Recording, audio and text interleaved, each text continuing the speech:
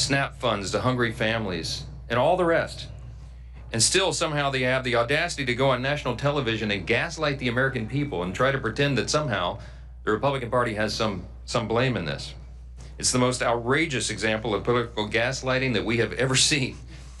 And day after day, they have claimed, without any merit at all, this shutdown is somehow about health care. It's a blatant lie, and they know it. They tried to string together two totally unrelated issues: the expiration of the Obamacare COVID subsidies and the basic funding of the federal government. Those are two totally distinct things.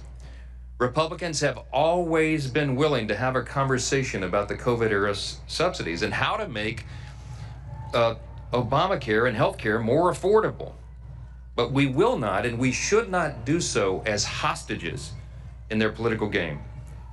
It was in no way necessary or appropriate to shut down the government in order to have bipartisan discussions about the subsidies. The reality is the Democrats could have avoided all of this chaos and all the pain, everything they've inflicted on American families, by simply voting to back the clean, nonpartisan continuing resolution, the 24-page simple document, just as they did 13 times under the Biden administration.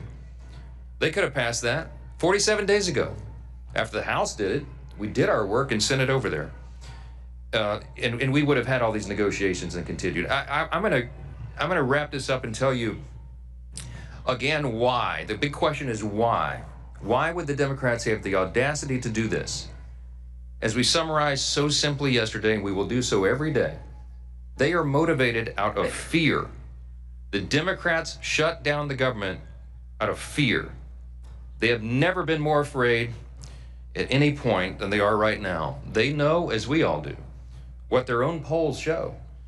The leadership of the Democratic Party is the most unpopular with members of their own Democratic base.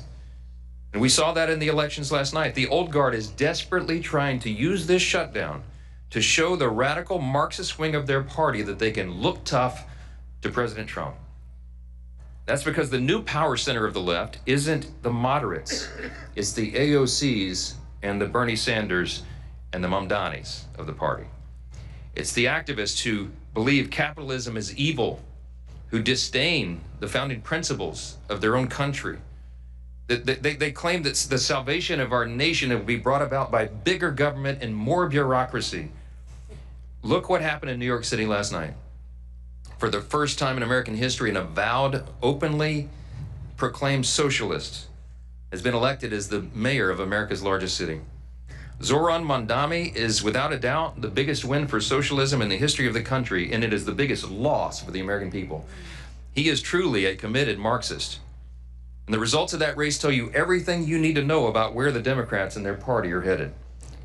From the backbench to their leadership, Democrats have fallen in line behind the socialist candidates.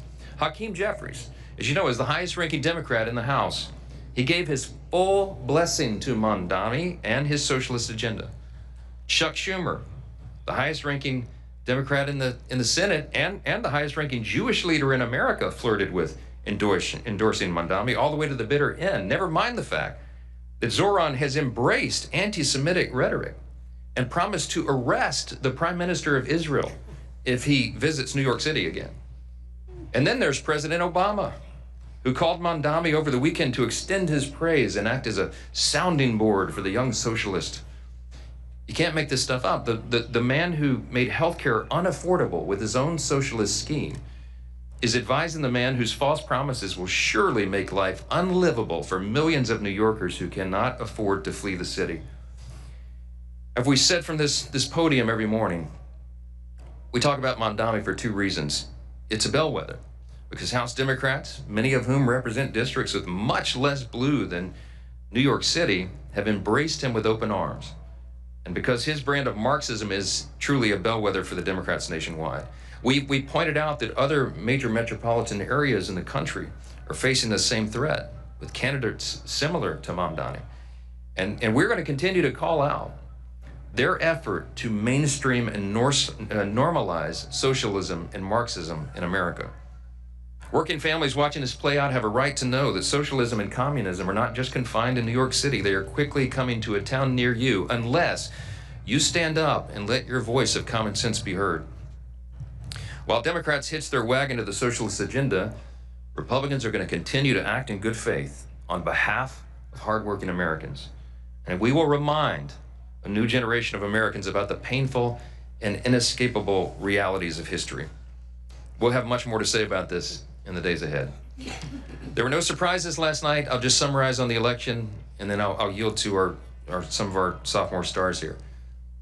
There's no surprises. What happened last night was blue states and blue cities voted blue. We all saw that coming. And no one should read too much into last night's election results. Off-year elections are not indicative of what's to come. That's what history teaches us. By the way, it's worthy of note that Zoran Mandami himself only received a little over 1 million votes, 1,036,000 votes. There are 8.3 million residents in New York City. 8.5 million actually is the number, I think.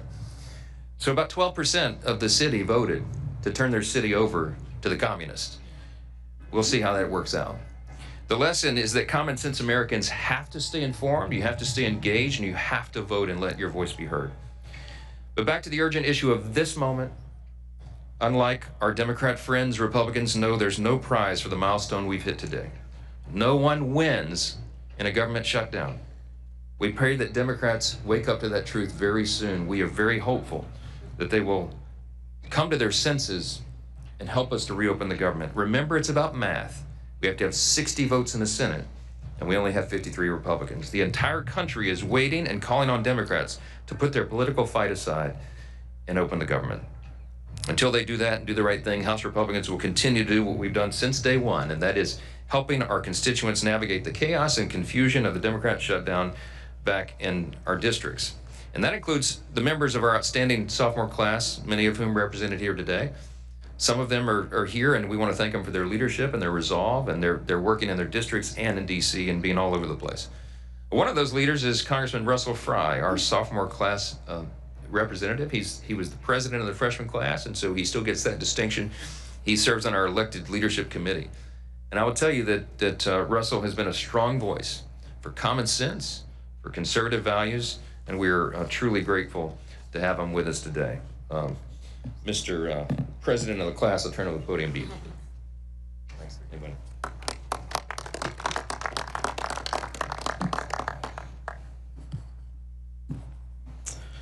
In this world, few things are certain other than death, taxes, and Democrats saying one thing and doing another. They say they're the party that cares about the American people, but everything that they have done for the last 36 days proves otherwise. Not only is this the longest shutdown of all time, it's also the dumbest shutdown of all time. But now that the election charades are over, maybe Chuck Schumer and Hakeem Jeffries can get the political blessing of their new savior, Zoran Mandami, to reopen the government, to pay our federal employees, to pay our troops, and to allow struggling families on SNAP to receive the benefits that they've had for a long time. But make no mistake, this is not about governing. This is about gamesmanship to the Democratic Party. But I think, and I have faith, that the American people are smart, that they recognize a lie when it is being told to them. For years, during the Biden administration, we were told that the border was secure by the Democratic Party. The American people were told that the border was secure. It wasn't. For years, we were told by congressional Democrats that President Biden's mental faculties were okay, that he's never been sharper. That was a lie. And now we're told by congressional Democrats, yet again, that it is a Republican shutdown when we all know that the simple math is that you need 60 votes. So Chuck Schumer, I think it's time to call Zoran Mandami and make sure that he's okay with reopening the government. They're holding the government hostage at the expense of the American people. I talked to a U.S. Marshal yesterday in the district in South Carolina. He is door dashing food and driving Ubers to pay his mortgage, to pay and feed his kids. I talked to a lady, single mother in Clio, South Carolina, last night. She receives food stamps. She's 100% disabled. She's unable to work. She relies on that assistance. And she is fearful about how she's going to feed her kids. She's traveling all the way into North Carolina to receive charitable contributions of food. That is the result of a Democrat shutdown. I talked to an elderly lady in Myrtle Beach, South Carolina yesterday. She has diabetes, she has shingles, she is unable to work, she is elderly. She needs that $88 to help bridge the gap at the end of the month so that she can eat. And she's fearful of what's going to happen next with this prolonged shutdown. For these people, these benefits are not a luxury, they're a lifeline. And it shouldn't take courage from them to band together and figure out how they're going to feed themselves. It should take leadership from the United States Senate to act and end this political charade. But that's what they want. They've told you from the beginning what this is all about. It's about leverage to them. It's not about the American people. It's not about the TSA agents who are still working, or the FBI or ICE officials. It's not about the military. It's not about the people in Clio, South Carolina, who rely on those SNAP benefits. It's about political leverage for them. And that political nihilism is malpractice for the American people. So these are the voices of South Carolinians, but they really echo, I think, what we all hear in our districts from the people that we represent. Right now, millions of Americans are all struggling because of this Democrat shutdown. And so to answer the question, I think, of what can be done, well, it's quite simple. The Democrats in the Senate need to do their job on behalf of the American people.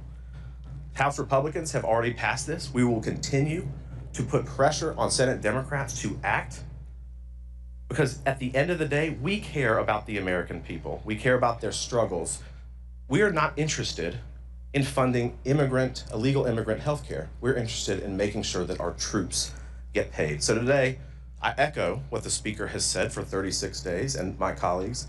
It's time to reopen the government and end the political gamesmanship. Thank you, Mr. Speaker. Thank you.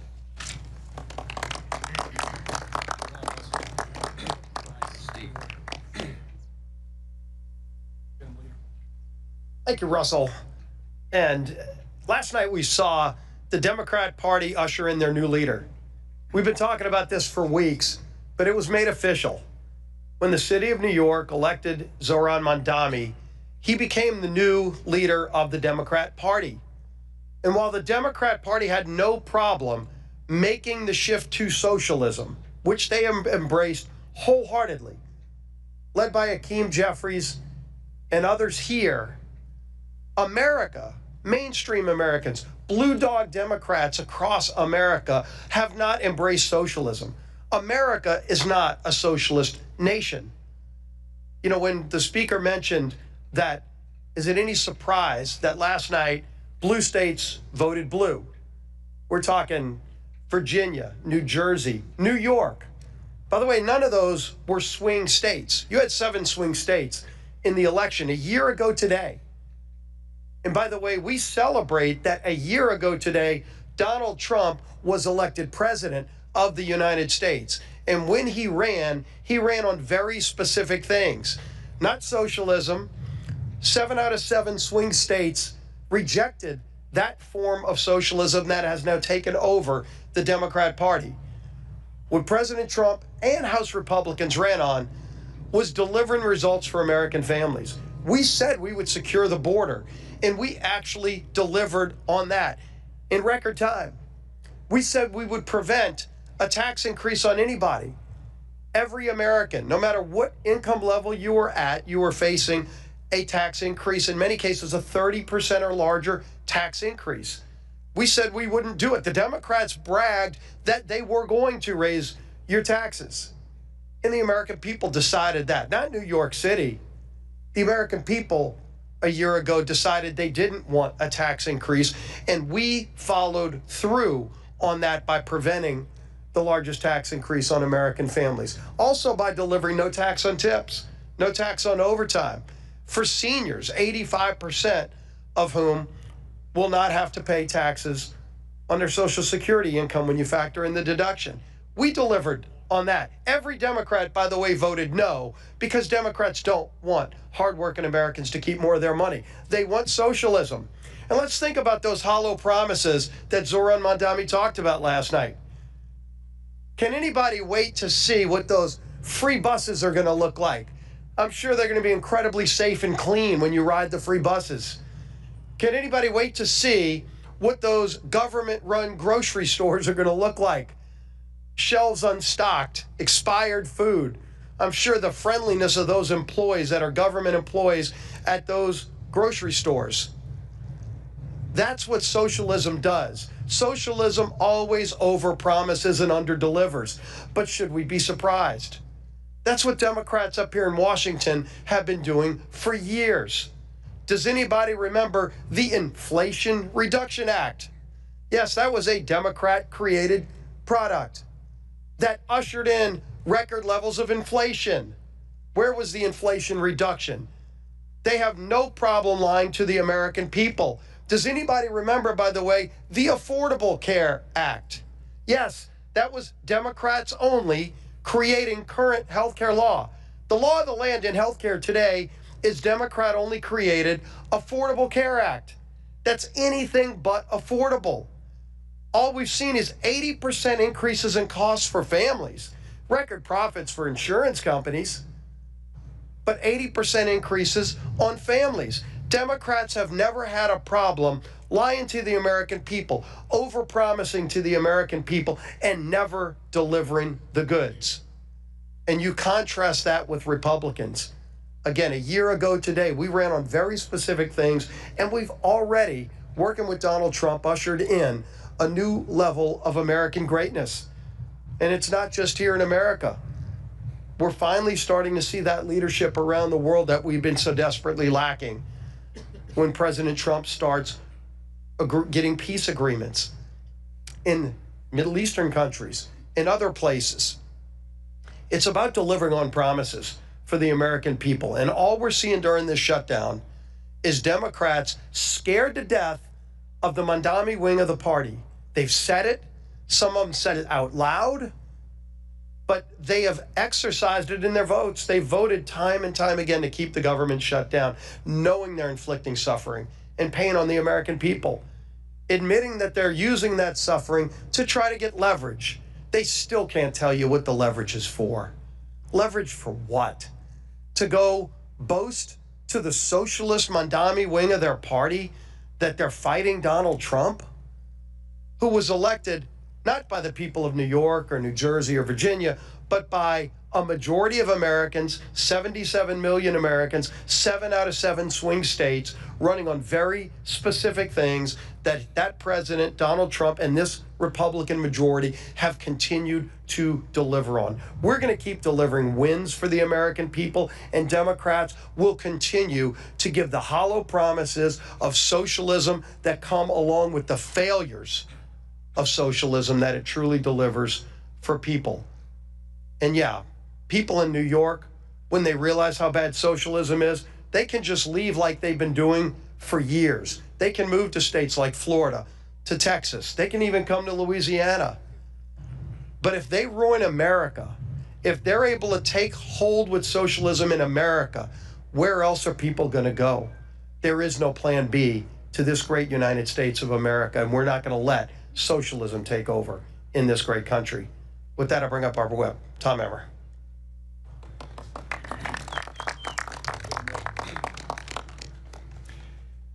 Democrats have officially set the record for the longest shutdown, government shutdown in U.S. history. And each day that their needless shutdown drags on, the consequences get more and more severe. Yesterday, Transportation Secretary Sean Duffy said they might be forced to close certain parts of the airspace if the Democrat government shutdown continues into next week.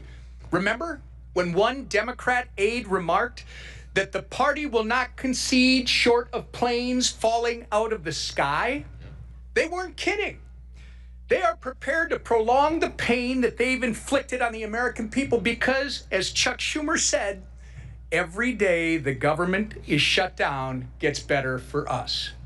And as Catherine Clark and Chris Coons said, Government shutdowns are one of the few leverage times they have. But while the Democrats have been busy playing politics with people's lives, President Trump has been hard at work delivering on the mandate 77 million Americans gave him 1 year ago today. In just 10 months, President Trump has delivered the largest middle tax cut in history. He brought illegal border crossings down to record lows after 4 years of the Biden border crisis. He ended 8 wars and made America respected again on the world stage. And he's just getting started. While President Trump has been hard at work delivering on the American First agenda for 77 million Americans, that's what they voted for, the Democrats have been hard at work obstructing that agenda and consequently the will of the people at every turn. The Democrat Party of today is not your grandfather's Democrat Party. Nothing proves it more than last night's election results. From a communist mayor in New York City to a Virginia attorney general who said he wanted to murder his political opponent, pro-terrorist Marxist radicals are now the left's mainstream. We will prove that there is no problem too large for government to solve and no concern too small for it to care about. That is a direct quote from Kami Mamdani, and it should terrify every single freedom-loving American. This is the land of insanity Chuck Schumer and company have enabled with their party's political games, and now they must own the consequences. And with that, our conference chair, Lisa McClain.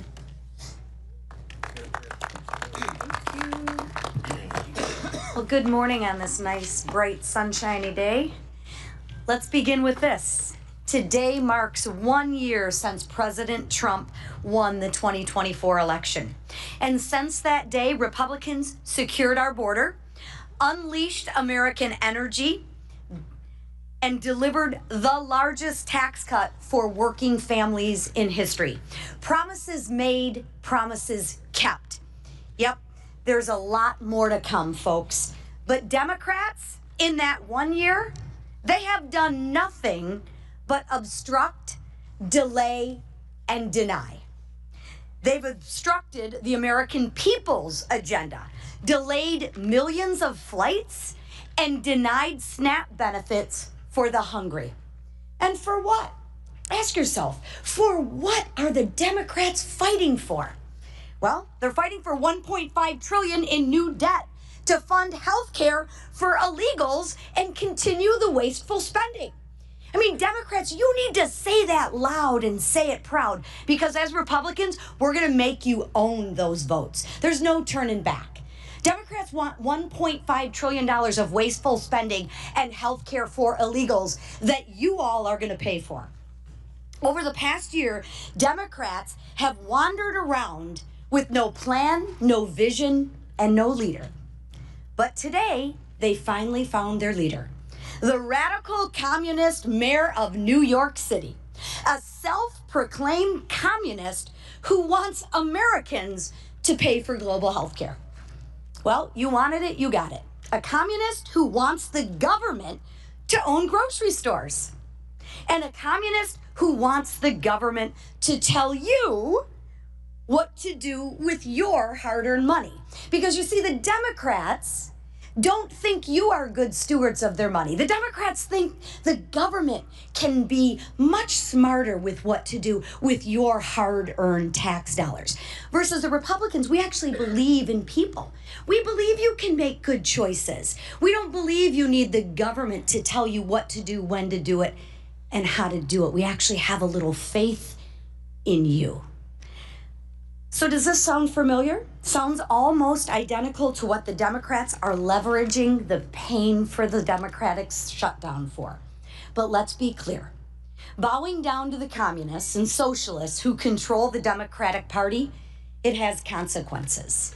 Whether you're one of the 3.2 million travelers stranded or canceled with flights, or the consequence of a family on food assistance wondering how they're going to get by. That's some of the consequences that the Democrats are okay using you to leverage for. Or a federal law enforcement officer going without pay while protecting our communities. But that's okay, because the Democrats think all law enforcement agents should probably just be defunded anyway, except when there's a problem in Detroit. And then all of a sudden, we're very thankful that the FBI and law enforcement came in to protect us.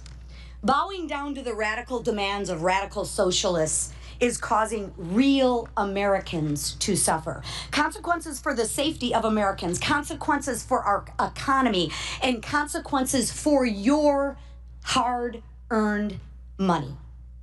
And consequences gravely for our country.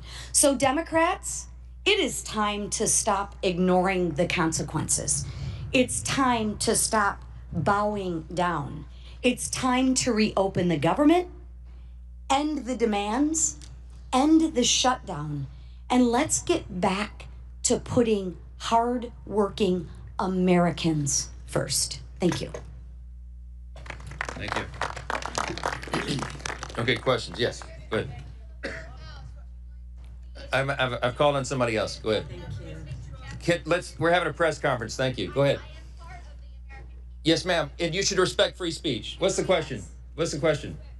What's the question? I can't hear you because we have someone who doesn't respect the rights of their colleagues over here. I'd love to talk with you. Wait. I'd love to talk with you. Come to my office, okay? You have an obligation. Yeah. Yes. Yeah. Okay, let's talk about it. I've been doing that. We did that before the shutdown began. We went to the White House. We went and sat in front of the Resolute desk. We brought Leader Jeffries and Leader Schumer in, and we had a discussion. The president said, please don't shut the government down. It would cause all this pain to the American people. This has never happened before. It's a clean, nonpartisan CR that every Democrat, including you, voted no on September 19th. You voted to shut down the government. You voted to stop SNAP benefits. You voted to not pay the troops, not pay TSA, Border Patrol. You may regret it now, but that's your vote, and it's on the record. So the president had us in, and they didn't want to have a dialogue or debate. They thumbed their nose in it at him, and he had to do it. Appreciate it. Thanks for your input. Somebody give me a question that's real.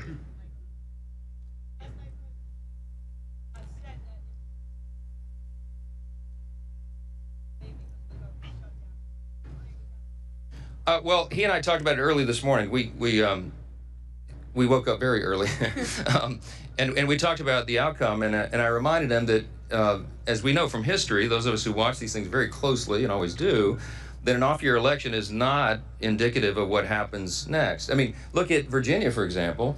Glenn Youngkin won his race for governor, and then the Democrats, the opposing party, did very well in the upcoming midterm election. These off-year elections are about different things, different dynamics. In Northern Virginia, there are a lot of federal employees. They're probably pretty upset. And they should blame the Democrats for that, because as we noted today, 15 different times Republicans in Congress, Senate and House, voted to open the government. And the Democrats, like our colleague who just tried to interrupt us here, voted to close it down. So it's very clear who's responsible for this. And I think that when we go into next year in the midterms, we're very bullish about the outcome. We have an extraordinary record to run on. You mentioned, Leader Scalise mentioned sort of what we call the split screen here. And I'll remind you all again, under President Trump and Republicans, we have had an extraordinary run. The first 9 months of this, 9 months, the 10th month has been shut down because of the Democrats. The first 9 months of this Congress and this administration, arguably the most productive of all time. We cut taxes, cut regulations, cut waste, fraud, and abuse in government. We solved the border crisis, which was the #1 issue on the ballot last fall.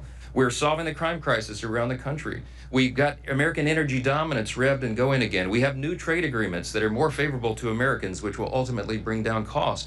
We have put real reforms into the Medicaid program to strengthen it, because we've got people who are ineligible recipients, like illegal aliens and young able-bodied men without dependents, off the program, so that the disabled, the elderly, and young pregnant women can have the resources they need. The president is literally solving wars around the globe. I think we're up to 9. All of that is on one side of the screen. What are the Democrats on the other side of the screen? A government shutdown. What did they accomplish in 9 months? Interruptions. They've assaulted ICE officers. They have spurred on political violence, and they closed down the government, which is their most basic duty and responsibility.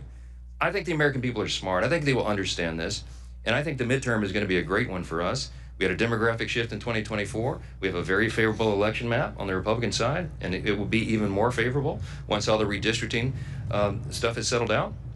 We have Democrats who are flailing. They have no leader. Their national leader now, as we've noted, is Mondami. He's a communist.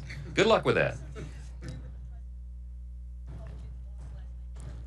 I don't think the loss last night was any reflection about Republicans at all. I think people are frustrated and angry, as we are. I am. The president is. And we express that different ways. But look, we look forward. We're looking forward to a great election running on our record. And we're gonna get all of our incumbents reelected, and we're gonna add to the number here. So that's the answer. Yes.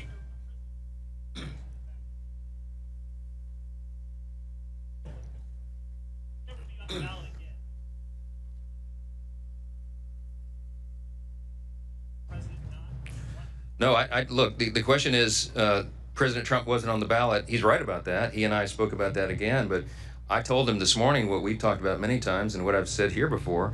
The president is on the ballot in 2026. President Trump is on the ballot next fall. Because if we lose the majority, if the Republicans, the common sense people here who are doing the job for the American people, if we lose the majority in the House and this radical element of the Democrat Party were able to take over, we've already seen that movie. They will try to end the Trump administration. He won't have 4 years, he'll have only 2, because they will move to impeach him probably on the first day of the new Congress in January 2027. And they will try to systematically unwind all the important reforms that we've done for the American people, to lower costs, to have a better quality of living, on healthcare, to increase access and quality of care. We are the party that is doing that, and the president needs 4 years to complete his agenda, not just 2. So he is in a very real sense on the ballot. He's fiercely committed to us winning. He is going to help. He's offered to do rallies and to tell at town halls and all the things. He's sent out a huge round of endorsements of incumbents, Republican incumbents, just over the last few days. He is very much engaged, very dialed in, and he understands the stakes. President Trump is on the ballot in 2026, and we're looking forward to that contest. Yes, sir.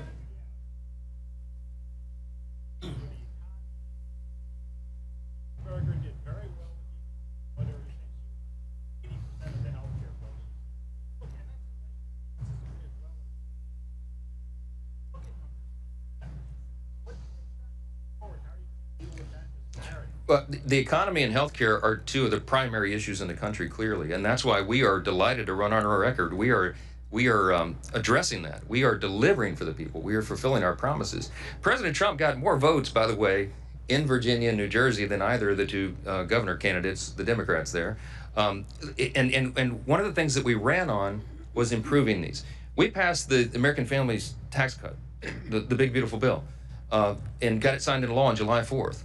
Many of those provisions will be coming into play now. It was filled with pro-growth policies. The people standing behind me all worked individually and collectively very hard on that legislation.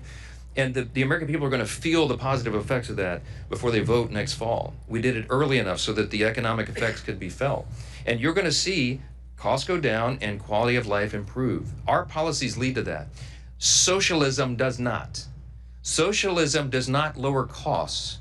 It doesn't lead to lower costs. It leads to human misery. It leads to the decay of society.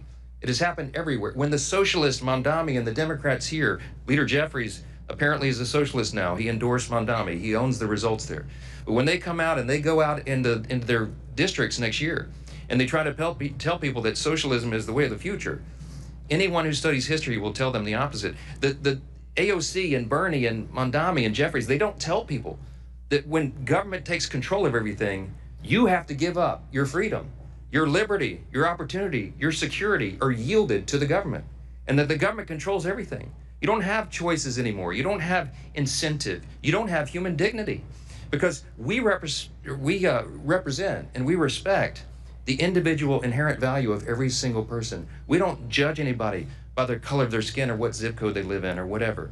We are all Americans. The socialists and the Marxists divide us into camps, and they value you not as an individual, but on the merits of the group that you are collected into. And they will take away everything from you as they promise to give you everything. It's a lie. It has led to the murder of tens of millions of innocent people in the 20th century alone. That is not who we are in America. And we are proud to go out and run on our record and on those truths of the founding principles of the country, because that's what's going to save us. Olivia.